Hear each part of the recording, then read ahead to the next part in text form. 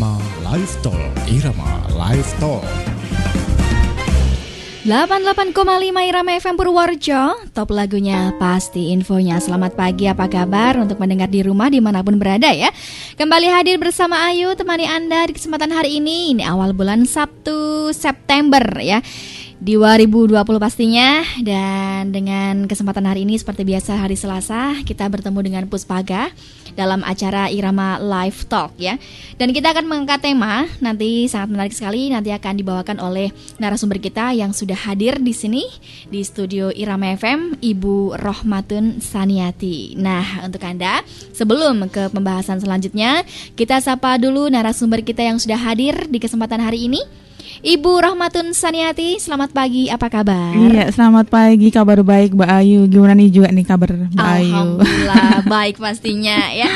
Oke, silakan saja untuk Anda yang ingin berinteraksi langsung nanti di line telepon bisa di 0275 321446 dan juga SMS online serta WhatsApp-nya di 081 392 696 815 ya. Untuk Ibu Sani nanti memberikan pengantar pertama ya kepada pendengar Irama FM sekaligus mengangkat tema apa sih tema kali ini yang akan dibawakan di kesempatan hari ini. Silakan Ibu Sani. Oke, terima kasih Mbak Ayu. Nah, seperti biasa kembali lagi saya ingin perkenalkan nih terkait dengan Puspaga. Ya, Puspaga itu apa? Puspaga yaitu Pusat Pembelajaran Keluarga di mana dibawahi oleh Dinsosduk KBPPPA atau lebih dikenal dengan Dinas Sosial. Nah, kami punya 3 layanan nih. Yang pertama adalah layanan konseling aktif di mana untuk warga Purworejo dan juga pendengar Irama FM yang ingin sekali datang ke tempat kami bertukar cerita atau mungkin terkait dengan cerita lebih mendalam terkait dengan tema hari ini bisa sekali, di mana tempat kami ada di samping kolam renang Arta Tirta. Lalu ada layanan yang kedua yaitu layanan konseling pasif. Nah, untuk warga Purworejo dan juga pendengar Irama FM yang sekiranya kesulitan untuk hadir di tempat kami bisa sekali untuk hadir di tengah-tengah warga Purworejo. Nah, untuk proses administrasinya sendiri bisa sekali untuk warga Purworejo menghubungi admin kami di nomor 0821 6596 3171 atau juga bisa langsung ke tempat kami, itu juga bisa. Lalu ada layanan yang kedua, yang ketiga maksud saya, di mana ada layanan penyuluhan untuk warga Purworejo yang ingin mengundang kami terkait memberikan penyuluhan terkait dengan pola asuh anak atau mungkin terkait dengan kekeluargaan atau yang lain sebagainya, bisa sekali mengundang kami dengan proses administrasi memberikan surat yang ditujukan kepada Kepala Dinsosduk KBPPPA. Selain itu, kami juga ada layanan konseling bersifat online yaitu dengan nomor WA atau juga dengan via SMS. Dengan yang pertama adalah konselor Ibu Sani, saya sendiri, di nomor 0896 1516 1075. Lalu ada dengan konselor yang kedua yaitu dengan Ibu Dita, biasanya setelah saya ya habis ini bergantian di nomor 0859 5135 3439. Nah untuk kali ini dengan saya ini kita akan asik mengobrol tentang pencegahan kekerasan terhadap anak nih Mbak Ayu nih. Oke. Iya, baru saja pengantar pertama dari Ibu Sani ya selaku konselor Puspaga. Nah, kita akan mengangkat tema pencegahan kekerasan terhadap anak. Nah, latar belakang apa sih kita mengangkat tema tersebut? Oke, nah yang pertama adalah tentu semakin banyaknya peristiwa terkait dengan kekerasan terhadap anak ya. Apalagi kasus terakhir yang kami tangani adalah terkait dengan sodomi nih.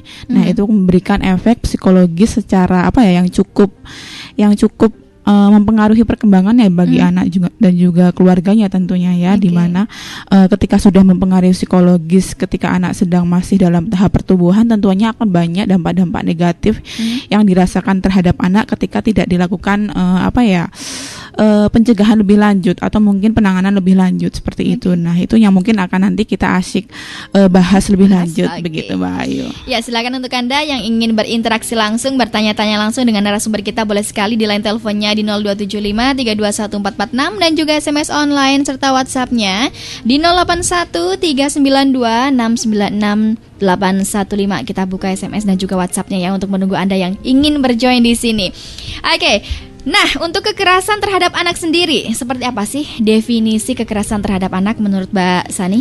Ya, nah definisinya ini ada dua nih. Yang pertama adalah menurut WHO, lalu ada juga menurut UU No 23 nih. Nah, menurut WHO itu sendiri kekerasan terhadap anak yaitu suatu tindakan penganiayaan atau perlakuan yang salah pada anak dalam bentuk menyakiti fisik atau juga emosional, seksual, atau mungkin melalaikan pengasuhan dan eksploitasi untuk kepentingan secara diri sendiri atau mungkin kepentingan komersial. Nah, itu juga bisa.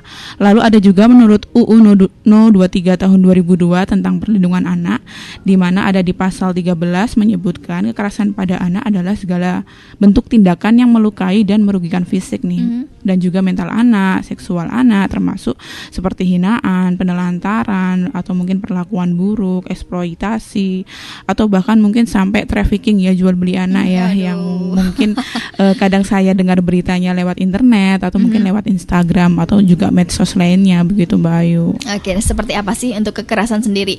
Banyak sekali ada kekerasan, mungkin modelnya fisik, dari psikis dan lain sebagainya. Mungkin bisa dijelaskan bentuk-bentuk kekerasan terhadap anak itu seperti apa saja sih? Oke, nah benar banget kata Mbak Ayu, yang bentuk-bentuk kekerasan ada fisik, ada psikis dan lain sebagainya. Cuman mungkin lebih lengkapnya di mana kekerasan fisik seperti yang kita tahu, seperti memukul sehingga menyebabkan bekas-bekas luka pada fisik anak, atau bahkan mungkin sampai mempengaruhi kemampuan fisik itu sendiri. Misalkan tangannya jadi mungkin mohon maaf jadi agak kesulitan bergerak, atau mungkin kakinya jadi kesulitan berjalan seperti itu, atau mungkin bekas lebam-lebam luka yang cukup parah sehingga mempengaruhi perkembangan fisik anak di umur yang selanjutnya nih. Lalu ada kekerasan fisik di mana situasi perasaan tidak aman dan juga tidak nyaman yang dialami anak. Misalkan nih sering diejek atau mungkin sering diberikan perkataan-perkataan yang negatif, kurang tepat, sehingga itu akan mempengaruhi psikologis anak dalam hal kepercayaan dirinya. Nah, di mana kepercayaan diri ini cukup penting ya bagi anak sebagai modal ia tumbuh menjadi pribadi yang cukup baik tentunya. Nah, ketika kepercayaan diri ini hilang, tentu akan ada dampak-dampak yang dirasakan anak.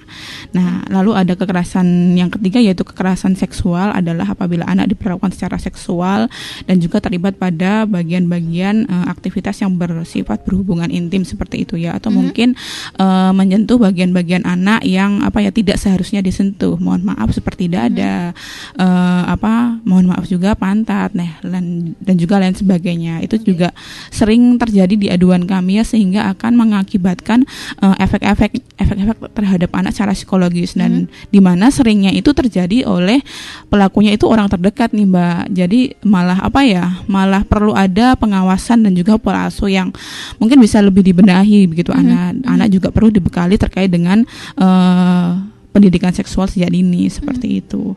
Lalu ada yang terakhir yaitu kekerasan sosial, penelantaran anak dan juga eksploitasi anak. Nah, ini lebih seperti penelantaran anak adalah sikap dan perlakuan orang tua yang tidak memberikan perhatian yang layak nih terhadap proses anak, atau bahkan yang kadang kasus-kasus yang sering kami temui, orang tua tidak tahu kemana nih. Kadang-kadang anak sama sama tetangganya atau mungkin sama kerabat dekatnya, di mana mereka punya urusan masing-masing, sehingga pola asuh dan juga perkembangan anak-anak ini saya bilang sangat minim ya, sehingga banyak sekali hal-hal yang terjadi seperti kenakalan remaja yang semakin parah, dan juga kasus-kasus pelecehan seksual yang sering atau mungkin lebih rawan terjadi pada anak itu sendiri. Nah, begitu nih Mbak Ayu. Nah, untuk kekerasan seksual tersendiri itu orang terdekat misalnya ya, itu lebih cenderung ke misalkan masih ada kaitan keluarga atau orang lain tapi dekat di anak itu. Kalau di kasus yang kami terima itu ada dua sih. Yang ada juga yang masih dalam lingkup keluarga, ada juga kerabat tetangga yang ibaratnya lebih seperti sudah dianggap keluarga ya, di mana rumahnya hanya bersampingan kan, sering untuk menitipkan anak ketika orang tua pergi, ya, atau mungkin sekedar sering main-main, tapi ketika suasananya mendukung, nah terjadilah kekerasan seksual itu. Nah, begitu Mbak Ayu. Berarti kekerasan seksual keseluruhannya tidak hanya secara fisik saja, tapi melalui mulut pun itu termasuk kekerasan. Iya, bisa benar banget nih. Mungkin bisa dengan kata-kata yang kurang tepat ya dilontarkan pada anak, di mana mungkin itu sebaiknya dilontarkan untuk untuk orang seumurannya seperti itu ya. Mohon maaf saya tidak bisa mencontohkan kata-katanya di sini. Nah, kira-kira seperti itulah ya, itu diobrolkan terhadap anak, dan mungkin anak menangkapnya juga masih kurang tahu dan bertanya lebih lanjut. Nah, akhirnya kan anak mendapat pengetahuan yang tidak di umurnya, begitu Mbak Ayu. Menurut Ibu Sani sendiri untuk kekerasan untuk ke anak itu lebih cenderung banyak yang dari suara ataupun sentakan dan lain sebagainya, atau dari fisik? Kalau dari keseluruhan di Purworejo sendiri mungkin? Kalau dari keseluruhan mungkin yang kami temui lebih ke fisik ya, tapi tidak menutup kemungkinan suara itu kekerasan lewat dengan verbal itu lebih sedikit, atau karena mungkin biasanya kita menemunya udah nyampe fisik nih sebelum sampai tahap ke fisik. Bisa jadi tahapnya verbal dulu, sehingga kan lebih bertahap ya, mungkin dengan dibujuk kata-kata manis seperti itu ya, lalu juga mungkin dikasih perhatian, dikasih jajan yang sederhana seperti itu ya, sehingga anak merasakan kelekatan dahulu. Nah, setelah anak merasakan dekat, nyaman, nah itulah terjadi kekerasan seksual terhadap anak. Seperti itu. Ada sebuah kejadian pasti ada penyebabnya. Yes. Nah, ya. Biasanya apa sih penyebab kekerasan kepada anak biasanya? Benar banget nih. Nah, biasanya yang pertama yang paling sering adalah ketidakharmonisan keluarga tentunya. Nah, biasanya ketika keluarga ini mengalami krisis keharmonisan itu tingkat masalahnya jadi bercabang ya. Yang satu orang tua mungkin memikirkan masalah terkait dengan keluarganya, tapi dituntut juga harus melakukan pola asuh nih. Nah, itu kan jadi ibaratnya belat sebelah lah. Nah, bisa beberapa orang tua yang mungkin sedang melakukan terjadi krisis keharmonisan, ada yang mungkin bisa lebih mungkin lebih fokus terkait dengan pola asuh, sehingga pola asuh anak juga masih bisa terjamin. Tapi banyak yang kami temui ini masih berada dalam keadaan psikologis yang juga kurang sedikit memprihatinkan ya, sehingga pola asuh pada anak ini juga sedikit tidak terlalu terjadi pengawasan, sehingga akan rawan terjadinya kekerasan terhadap anak di luar lingkungannya seperti itu. Lalu ada yang disfungsi keluarga di mana peran orang tua juga kurang berjalan ya. Nah, ini biasanya terjadi ketika ada penelantaran terhadap anak itu. Lalu ada juga faktor ekonomi. Nah, faktor ekonomi juga biasa menjadi faktor pendukung terkait dengan keharmonisan keluarga. Lalu juga anak sebagai korban nih. Nah, cenderung ketika anak sudah pernah menjadi korban oleh seseorang, biasanya kan jadi menutup diri atau mungkin tidak mau bercerita. Nah, itu besar kemungkinan untuk terus berlanjut. Lalu masalah-masalah keluarga yang sering selalu menumpuk dan semakin tidak ada penyelesaian yang baik di situ, juga cukup rentan terjadinya kekerasan terhadap anak. Kadang-kadang orang tua sudah pusing memikirkan masalah yang sedang dialaminya, tapi juga kadang memang perilaku anak ini ya, kesabarannya butuh benar-benar butuh dilatih ya. Dilatih benar-benar. Iya, nah ini juga kadang tidak sengaja memukul, tidak sengaja berkata-kata kasar. Iya, karena gemes. Aduh, di sini sedang mengatasi emosinya, sedangkan inilah seringkali terjadi kekerasan terhadap anak. Lalu ada beberapa juga bisa dilatar belakangi oleh modeling parenting ya. Mungkin maksudnya di sini orang tua memberikan ketegasan untuk untuk kebaikan anak ke depannya, tapi tidak terasa atau tanpa disadari memberikan kata-kata yang mungkin menyinggung atau mungkin kata-kata yang dapat menurunkan harga diri anak. Nah, ada juga ketika anak mengalami cacat tubuh. Nah, ini juga miris sekali ya, ketika anak sudah mengalami masalah, kadang juga rentan nih terjadi kekerasan terhadap anak nih, mungkin di lingkungan sekolah atau mungkin di lingkungan sosialnya. Dan yang terjadi yang terakhir adalah kondisi lingkungannya. Nah, ketika lingkungannya juga penuh dengan kekerasan fisik atau mungkin kekerasan secara verbal, itu juga akan memungkinkan anak mendapat kekerasan secara fisik dan juga secara verbal, begitu nih Mbak Ayu. Oke, nah ini keseluruhan ini dari yang dijelaskan tadi lebih banyak orang tua, misalkan dari faktor orang tua ya, orang tua lebih banyak melakukan kekerasan kepada anak bagi yang mereka di rumah tangga, sebagai rumah tangga, atau mereka yang punya pekerjaan, misalnya sibuk dengan pekerjaan, pusing dengan pekerjaan, akhirnya anak jadi sasaran. Atau mungkin hanya orang tua yang di rumah saja, nggak punya pekerjaan, bingung mau ngapain, harus mikirkan anak dan lain sebagainya. Itu lebih banyak kemana? Oke, nah kalau itu situasional sih ya. Kadang pekerjaan tidak menjadi alasan kekerasan anak itu dapat terjadi. Banyak juga orang tua yang bekerja di luar rumah seperti itu, tapi dapat memberikan pola asuh yang baik seperti memberikan alasan. Nah, ada juga orang tua yang kalau gambaran kita orang tua semakin sering di rumah, semakin banyak waktu ngobrol dengan anak, semakin banyak waktu ngobrol dengan dengan pasangan. Harapannya kita seperti itu, atau mungkin pandangan kita seperti itu. Tapi beberapa kasus juga orang tua yang sering berada di rumah, ada beberapa yang kurang dapat berkomunikasi dengan baik, sehingga sering terjadi konflik atas komunikasi itu. Nah, ketika komunikasinya tidak berjalan dengan baik, konfliknya juga semakin bertambah.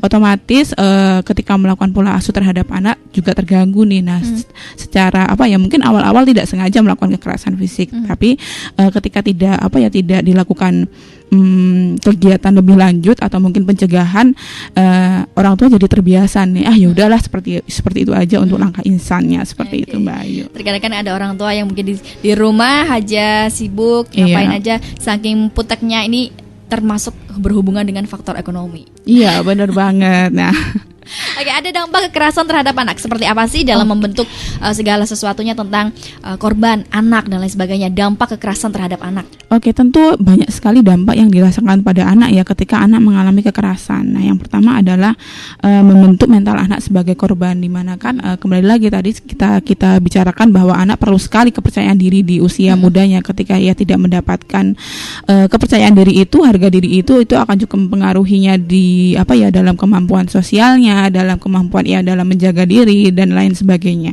Sehingga ketika anak sudah terbentuklah menjadi mental sebagai korban, anak terbiasa menerima perlakuan tidak adil. Nah, sering itu terjadi, akhirnya terpengaruhlah proses psikisnya seperti itu. Terima kasih sekali. Dan sini mungkin bisa dijelaskan ya, apa sih dampak-dampak yang bisa mengalami biasanya kalau anak itu gimana? Ada sebuah trauma yang ke bawah sampai dewasa. Nah, ada juga yang ke bawah sampai dewasa didendamkan, dibalaskan ke benar banget. Selanjutnya. Iya, karena memang banyak pelaku itu dulunya adalah korban ya. Nah, itu mungkin juga bisa menjadi salah satu trauma karena dia kembali lagi di yang kita bahas sebelumnya, lingkungan juga cukup mempengaruhi ya. Ketika lingkungannya memang banyak agresivitas di situ, dia akan menganggap nih bahwa agresivitas itu hal yang normal. Oke, kalau kita tidak mendapatkan apa yang diinginkan, kita pukul aja nih, atau kita lempar barangnya nih. Nah, ketika anak sudah menganggap itu suatu hal yang normal, tentu akan dia lakukan ketika ia dewasa. Nah, itu juga bisa menjadi salah satu sebab atau dampak ketika anak mengalami kekerasan, atau juga bisa mengalami rendahnya kepercayaan diri, perasaan tidak berguna ya, seperti yang kita bahas tadi, lebih sering bersikap murung, dan juga parahnya ini bersikap agresif. Nah, itu ketika anak bisa berpeluang untuk menjadi pelaku di kemudian hari.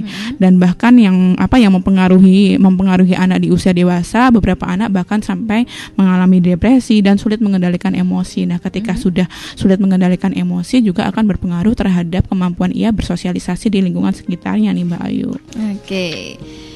Oke, mungkin banyak sekali yang harus dijelaskan ya, dengan memiliki kebiasaan buruk antara orang tua dengan anak, ataupun orang lain sama anak. Dan untuk orang tua sendiri, bagaimana sih cara untuk memberikan pengertian kepada anak, hati-hati kalau misalnya ada yang seperti ini sama kamu ya, orang lain seperti ini sama kamu. Itu bisa ada cara sedikit ya untuk pendengar mungkin. Nah, yang pertama juga pertanyaannya bagus banget ya untuk memang ada cara. Yang pertama tentu adalah dari pola asuh ya. Tentu berikan kasih sayang terhadap anak secara maksimal dan juga dengan cara yang tepat, karena kasih sayang ini juga berguna bagi anak untuk menekankan pada dirinya sendiri bahwa ia berharga. Otomatis ketika kita menganggap diri kita berharga, kita tidak mau dong diperlakukan secara tidak adil dengan orang lain.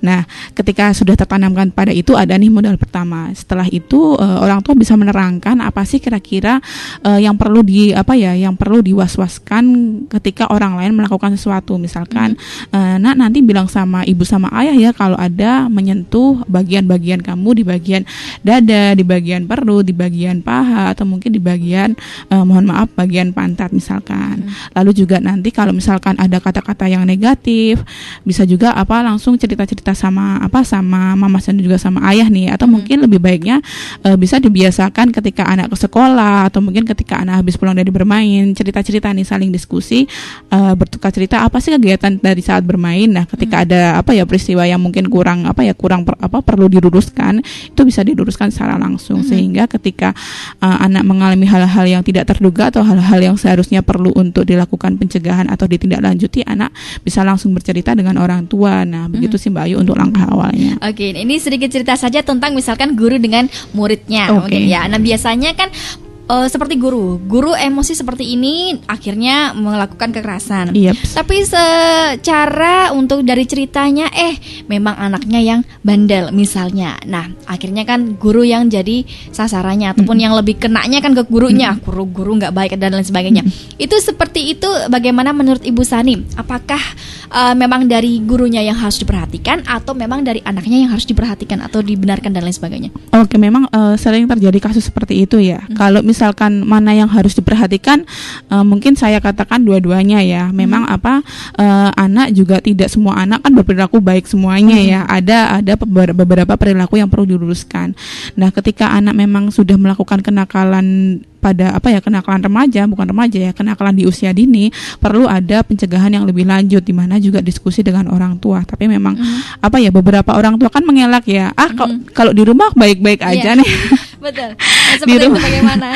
Di rumah fine-fine aja kan. Nah, itu mungkin memang perlu ada bukti ya, mungkin bukti seperti foto atau mungkin cerita dengan anak-anak yang lain seperti teman-temannya. Iya nih kadang aku sering dipukulin, atau iya nih kadang sering ngambil jajanku nih misalkan dari anak-anak, sehingga bahwa yang diutarakan oleh guru itu benar adanya. Nah, karena memang banyak anak-anak yang berperilaku berbeda ketika ada dan tidak ada orang tuanya, itu memang beberapa anak seperti itu. Nah, ketika orang tua memang harapannya respon dari orang tua sendiri itu mensikapi, dan juga mungkin bisa langsung didiskusikan dengan tenaga ahli profesional, misalkan seperti psikolog, atau mungkin bisa juga didiskusikan dengan kami nih di Puspaga, itu juga bisa, atau mungkin juga meluruskan pola asuh yang sering terjadi, misalkan memanjakan. Nah, sehingga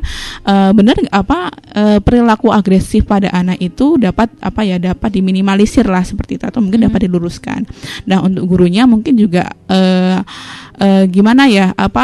mungkin ada beberapa guru yang selalu bisa mengendalikan emosinya, tapi ada juga karena pengalaman itu jadi kesulitan dalam mengendalikan emosi. Nah, ini mungkin pesan saya perlu untuk dilatih lagi dalam mengendalikan emosi, karena memang setiap anak itu memang punya keunikan sendiri ya, dan di mana keunikannya itu juga bikin latihan sabar juga, dan juga ini nih empati kita kan. Nah, itu memang sulit sekali ketika kita dihadapkan dengan situasi tersebut, tapi memang perlu ada komunikasi dengan orang tua, dan juga ketika orang tua kurang percaya, memang perlu ada bukti. Kalau nggak ada bukti ya gimana kita mau percaya ya. Nah, itu dia sih. Oke, mencegah kekerasan kepada anak seperti apa caranya kita agar diri kita sendiri tidak bisa mengendalikan diri, seperti yang tadi disebutkan ya, mencegah kekerasan kepada anak. Nah, benar iya. Dimana yang pertama adalah orang tua juga perlu belajar. Nah, dimana pengetahuan atau mungkin tipe-tipe pola asuh yang sudah kita dapat di masa lalu, mungkin dengan ayah ibu kita ya, dengan keadaan zaman yang berbeda, tentu juga tidak bisa sepenuhnya diterapkan di zaman yang modern seperti ini. Seperti yang kita tahu adalah pengaruh gadget ya, banyak sekali pengaruhnya. Dengan benda yang hanya secuil itu, pengaruhnya sangat hebat sekali. Nah, itu salah satu contoh bahwa pola asuh kita tidak bisa sama nih dengan pola asuh zaman dahulu seperti diterapkan oleh kakek nenek, atau mungkin juga ada beberapa yang sama tapi bisa dipilah-pilah lagi seperti itu. Nah, lalu juga memberikan kepada anak tadi yang kita bahas ya, bahwa tubuh kita itu berharga, di mana ketika ada orang lain yang menyentuh bagian-bagian yang tidak baik, seperti yang kita jelaskan selanjutnya, itu langsung cerita dengan orang tua, atau mungkin langsung lapor dengan orang-orang yang terdekat, atau mungkin guru atau mungkin juga guru ngaji ya. Biasanya anak misalkan sedang les ngaji, atau mungkin sedang les-les yang lainnya.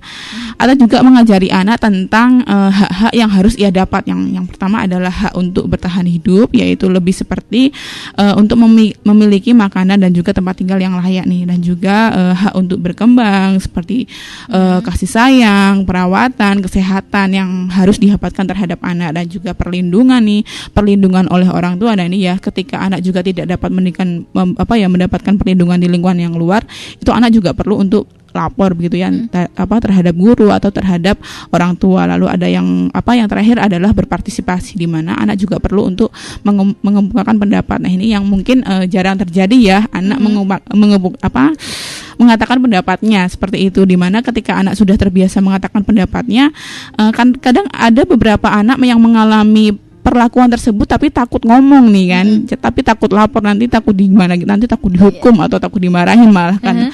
Ini juga bisa melatih anak untuk dapat mengatakan apa sih yang ia alami, ketidakadilan apa sih yang ia dapatkan di lingkungan sekitar. Lalu juga memberitahu apa sih itu kekerasan terhadap anak, kekerasan seksual, kekerasan secara fisik. Nah, itu juga bisa ditanamkan bahwa anak itu tahu nih, dia sedang mengalami kekerasan terhadap dirinya, sehingga dia perlu lapor. Lalu jangan lupa untuk menerapkan pola asuh yang tepat ya, seperti banyak diskusi, bercerita, lalu juga memberikan kasih sayang, memberikan empati terhadap anak. Kadang-kadang anak juga mau belajar tapi kadang-kadang nggak mau belajar. Kadang-kadang anak main gamenya keterusan, kebablasan. Nah, itu juga perlu perlakuan yang khusus nih. Lalu juga ada beritahu anak orang dewasa mana sih yang kira-kira bisa dipercaya terhadap anak, karena memang banyak sekali kasus yang terjadi itu di lingkungan keluarga, sehingga orang tua juga perlu tahu siapa sih orang dewasa yang bisa dipercaya terhadap dirinya. Oke. Mungkin masih ada kesempatan untuk Anda yang ingin bertanya, kita angkat coba ya. Iya, selamat pagi Irama FM. Halo. Halo, dengan siapa di mana? Oke, terputus ya. Terima kasih untuk Anda yang masih bergabung. Oke, bisa dilanjutkan. Oke, nah yang terakhir adalah tipsnya berteman dengan orang tua lainnya, sehingga ketika anak juga mengalami hal-hal seperti itu, ada dapat sharing nasihat dari orang tua yang lainnya yang mungkin tidak kita dapatkan di sosial media atau tidak didapatkan dalam sharing psikologi, tapi bisa kadang-kadang kan nasihat secara real itu mungkin lebih iya Mbak ya gitu, benar gitu nih Mbak Ayu. Iya, betul sekali. Nah, kita berlangsung ke penghujung acara nih ya, dimana kita sudah mengangkat tema mencegah kekerasan terhadap anak. Memberikan kesimpulan untuk Ibu Sani. Oke. Ya, kekerasan terhadap anak tentu akan memberikan pengaruh dan juga dampak negatif terhadap perkembangan dan juga masa depan anak, baik itu secara fisik, psikis, dan juga kekerasan seksual yang lainnya. Nah, untuk itu penting nih bagi orang tua dan juga lingkungan melindungi dan memberikan apa yang menjadi hak anak, di mana orang tua juga perlu terus belajar membekali anak terkait dengan apa sih itu kekerasan dan juga cara-cara menjaga diri anak, sehingga anak dapat memaksimalkan tumbuh kembangnya dan menjadi pribadi yang baik dan juga tangguh, begitu Mbak Ayu. Oke, terima kasih sekali. Dia adalah baru saja menjelaskan tentang kekerasan terhadap anak, bahwa kita diusahakan ya bisa mengendalikan diri sebagai orang tua agar kita juga tidak asal emosi kepada anak. Jangan sampai tangan kita terbang ke tubuhnya anak-anak. Oke, terima kasih sekali untuk Anda yang sudah bergabung di kesempatan hari ini. Ibu Sani memberikan closing statement, memberikan kesan pesan kepada pendengar. Oke, terima kasih sekali untuk pendengar Irama FM dan juga warga Purworejo yang sudah mendengarkan materi hari ini terkait dengan mencegah kekerasan terhadap anak. Mari terus jaga tumbuh kembang anak kita agar kedepannya anak kita dapat bertumbuh dengan secara baik, secara maksimal, sehingga potensinya juga bisa dimaksimalkan. Sekian dan terima kasih. Mohon maaf jika ada salah kata. Wassalamualaikum warahmatullahi wabarakatuh. Waalaikumsalam warahmatullahi wabarakatuh. Ya, baru saja dialog interaktif bersama Irama Live Talk mengenai mencegah kekerasan terhadap anak yang disampaikan oleh Ibu Rohmatun Saniati selaku konselor Puspaga. Untuk Anda bisa ketemu lagi ya di lain waktu, semoga bisa mengangkat tema yang menarik lagi. Untuk Anda terima kasih masih bergabung di 88,5 Irama FM Purworejo barengan Ayu nanti di Easy Life dengan program sajian informasi dan juga lagu-lagu untuk penambah semangat Anda dalam berkegiatan ya. Kita mohon pamit, apabila ada kata yang salah mohon dimaafkan. Assalamualaikum warahmatullahi wabarakatuh dan sampai jumpa.